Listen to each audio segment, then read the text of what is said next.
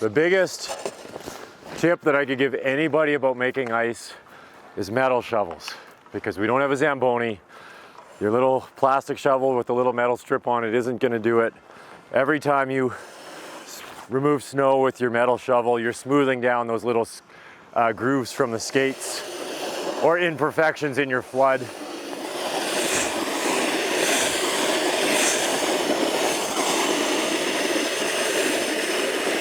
We don't use any fossil fuels on this rink. We have an electric snowblower that I run through 250 feet of cord, 12 gauge cord, and a 20 amp breaker so that I can run it out to the corners of my rink. And we use an electric water pump. And you know, we don't try not to buy any plastics either. We're doing what we can to keep this rink responsible.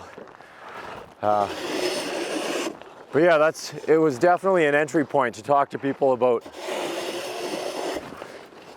how things are changing and how we need to adjust.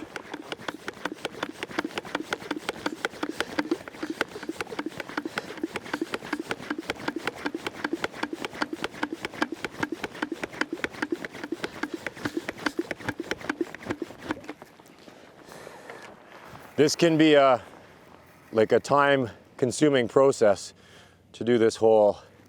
Come out and do this crack all the time, because this is the biggest one, but there's a couple little cracks that sometimes need to be fixed as well. So far this year, I haven't been out fixing this crack very much because I have the other rink. The river level is changing, so the water flowing, there's less water flowing than in the start of winter, and we'll see that the ice level froze here, and then as the less water flows through, then the ice dips. So that flex creates cracks, and that also creates water flowing onto the ice because the ice level has went down.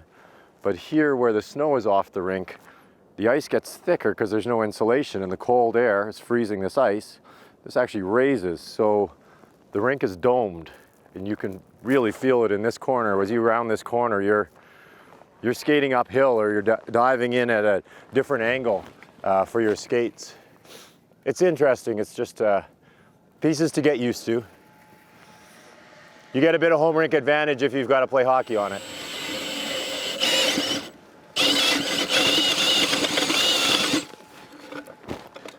Oh, well, that's the end of the work pants.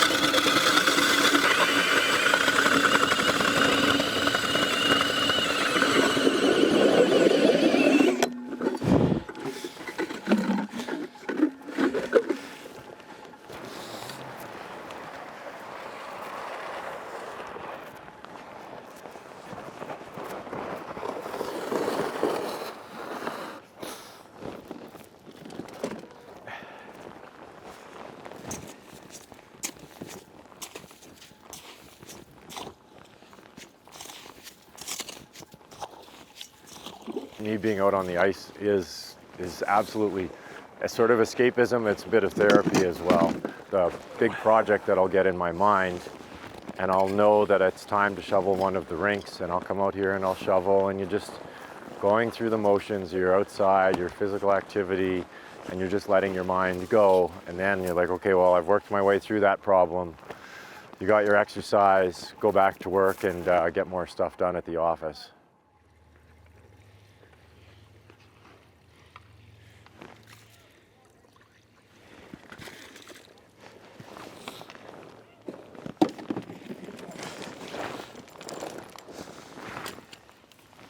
So the temperature's not too bad. I go at pace just because the lines start to freeze, right? But today I'm not too concerned.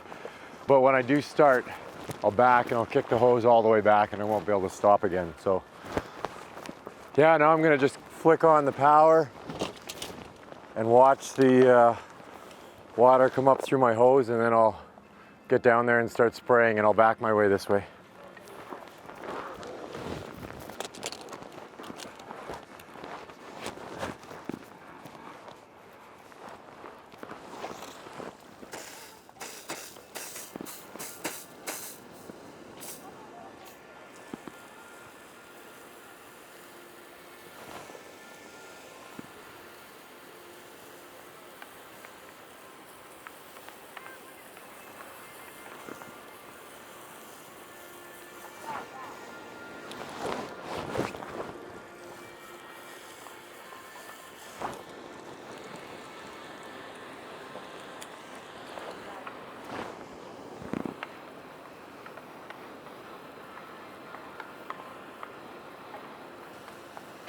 So what have you learned about flooding? Well, the three different ways to flood. One of them is this way, where you're relying on the weight of the water hitting the surface to make the ice, the new fresh water stick.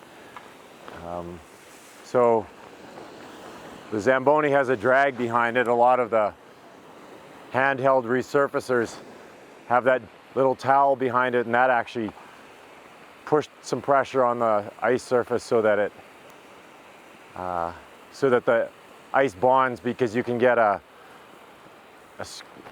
tiny layer of ice that crisps off under skates because it didn't bond properly to the underlevel. So the big flood without the nozzle on it, just to get a lot of water on the ice to build up your ice level, or to put some ice over top of fresh lines. And then this spray one is the fastest to just give you a nice clean surface, deal with the imperfections from some hard skating for a few days, and then sometimes I'll use the Zamboni drag, just depending on this rink. Because of the bow in it, you can't put very much water down or it'll start rolling off the sides.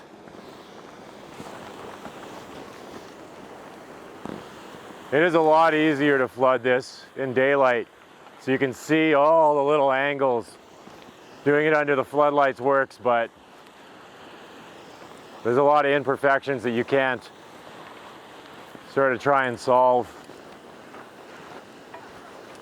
And this end of the rink flooded up with water after the warm weather in December, so this end is really it's rough. It needs a lot of work, and it's harder to spray flood. And even the first winter that we had the river trails out here, I didn't skate very much, or rather the forest trails. But the pandemic year, I decided that I was going to learn to skate as good as a 12-year-old. And I was going to go out and skate every single day. So we did. Minus 29 was the coldest we ever skated that first winter. 118 days in a row. And then last year was 109 days in a row. And well, now after that much skating, I can skate. None of it is professional ice. You learn from experience when you've put enough water on so that it'll self-level. And then if you put too much water on snow, then it'll pockmark, and then you put too much water on a slope and you'll end up with ripples from a downflow. Every one of them is an experience. That is a heck of a flood. My very first time getting a pail of water from the house, carrying it down the hill and pouring it onto a bumpy section. My son and I, we were thinking we were just going to smooth out one little 3-foot by 3-foot section, and the water just ran off of it, left ripples and froze, and we didn't get any smoother ice, and we're like, okay, there's more to this than flooding. So but yeah, it's a good escape. It's a good feeling to get it right, to get the water done well.